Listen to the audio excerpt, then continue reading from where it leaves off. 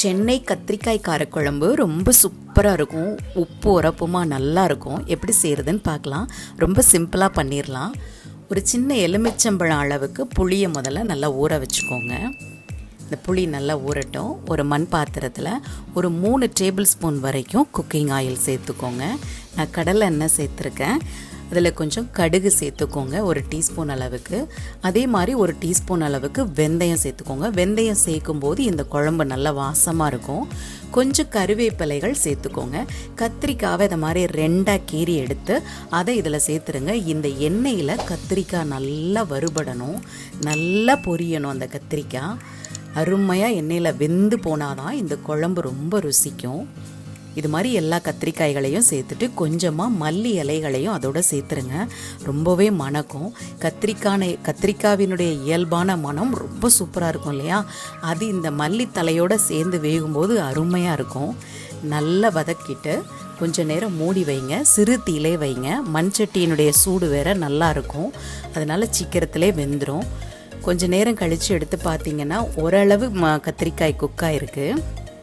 ஆனால் இன்னும் நல்லா வேகணும். நல்லா பொரிஞ்ச மாதிரி வந்திருக்கு. ஆனால் இன்னும் நல்ல குழைவாக வேகணும். கத்திரிக்காவினுடைய மனம் ரொம்ப அழகாக இருக்கும். இந்த குழம்பு செய்யும்போது நாவில் நீர் ஊறக்கூடிய அளவுக்கு இருக்கும் இந்த குழம்பு. மறுபடியும் கொஞ்சம் மூடி வச்சுருங்க.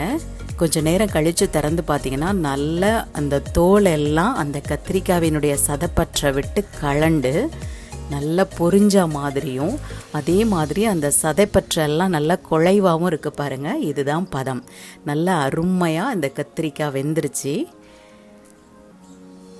பாருங்கள். இப்போ இந்த கத்திரிக்காய் குழம்புக்கு தேவையான அளவு உப்பு சேர்த்துக்கோங்க.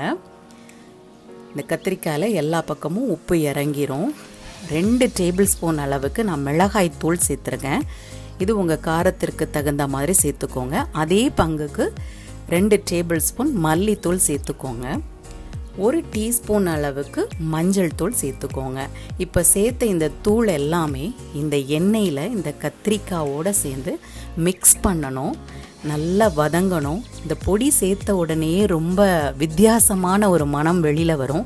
அதில் கத்திரிக்காய் மணமும் இருக்கும், இந்த பொடிகளின் மணமும் இருக்கும். அதனால் அது இன்னும் நல்லா இருக்கும். ரொம்ப சூப்பராக இருக்கும் இந்த வாசனை. சென்னை மக்கள் இந்த குழம்பு ரொம்ப சூப்பராக செய்கிறாங்க. சிம்பிளாகவும் அதே சமயத்தில் ரொம்ப டேஸ்ட்டாகவும் இதை செய்கிறாங்க. நல்லா இருக்குது இந்த குழம்பு. இதை மாதிரி நல்லா பெரட்டி விடுங்க. இப்போ இந்த கத்திரிக்காயில் மசாலாக்கள் எல்லாம் உள்ளே வந்துருச்சு. உப்பு, காரம், புளிப்பு சுவை இப்போ கொடுத்துடலாம். புளியை ஒரு தடவை மட்டும் எக்ஸ்ட்ரா கரைச்சி வச்சுக்கோங்க. ரொம்ப தண்ணீர் சேர்த்து கரைக்க வேண்டாம். அதை இதில் சேர்த்துருங்க. மிதமான தீயிலே செய்யுங்க. இப்போ இந்த மண் பாத்திரம் வேறு நல்ல ஹீட்டில் இருக்கும். அதனால் சட்டுன்னு இந்த குழம்பு ரெடி ஆகிடும். இதை நல்லா கலந்து விட்டுட்டு கொஞ்சம் நேரம் மூடி வச்சிங்க அப்படின்னா அருமையாக ரெடி ஆயிரும். கொஞ்சம் மல்லி தலைகளையும் இதில் லேசாக தூவுங்க. அப்போ குழம்பு ரொம்ப ருசிக்கும். எண்ணெய் பிரிஞ்சு அதிலிருந்து வெளியில் வரணும். அதுதான் பதம். பாருங்கள், இந்த குழம்புலேருந்து எண்ணெய் பிரிஞ்சு வெளியில் வந்துருச்சு. நல்ல பேஸ்ட் மாதிரி இருக்கும் இந்த குழம்பு. பார்க்கவே அருமையாக இருக்கும். மனம் சூப்பராக இருக்கும். நல்ல ஒயிட் ரைஸோடு ரொம்ப சூப்பராக இருக்கும். செஞ்சு பாருங்கள். செஞ்சு பார்த்துட்டு உங்கள் ஃபீட்பேக் சொல்லுங்கள். தேங்க்யூ. இது வரைக்கும் சாப்பாடு ரெடி சேனலுக்கு சப்ஸ்கிரைப் பண்ணாதவங்க கீழே இருக்கிற சப்ஸ்கிரைப் பட்டனை கிளிக் பண்ணுங்கள். என்னோட எல்லா புது வீடியோஸையும் உடனுக்குடனே பார்க்கணுன்னா பக்கத்தில் இருக்கிற பெல் ஐக்கானையும் கிளிக் பண்ணுங்கள்.